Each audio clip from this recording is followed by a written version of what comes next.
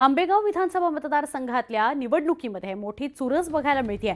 एकीकडे अजित पवारांच्या राष्ट्रवादी काँग्रेसकडून दिलीप वळसे पाटील निवडणुकीच्या रिंगणात आहेत, तर दुसरीकडे शरद पवारांनी देवदत्त निकम यांना मैदानात उतरवलंय। निकम यांच्या प्रचार सभेमध्ये शरद पवारांनी वळसे पाटलांवर तुफान शाब्दिक हल्ला चढवला। गद्दारांना शिक्षा द्यायची असते, गद्दारांना माफी नाही असं म्हणत पवारांनी वळसेंना इशारा दिला। तर दिलीप वळसे पाटलांना 100% पराभूत करा असं जाहीर आवाहन शरद पवारांनी केलंय।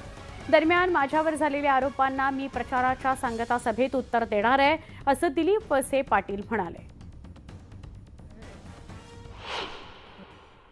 त्यांनी एकच गोष्ट शिवली, त्यांनी गद्दारी केली। आणि जो गद्दारी करतो त्या गद्दारांना शिक्षा द्यायची असते। 350 वर्षाच्या पूर्वी, 350 वर्षाच्या पूर्वी शिवछत्रपतींच्या नंतर संभाजी राजांची गणोजी शेठांनी गद्दारी केली, ती महाराष्ट्र विसरलेला नाही।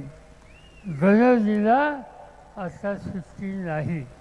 ज्यांनी गद्दारी केली त्यांना आता सुट्टी नाही। ज्यांनी गद्दारी केली त्यांना आता सुट्टी नाही।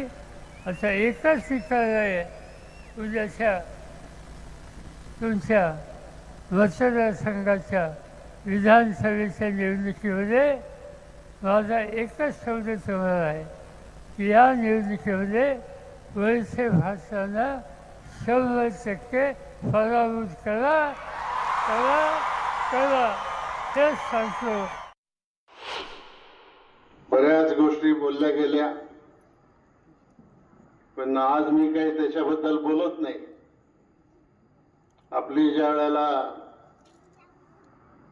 18 तारखेला समारोपाची सभा होईल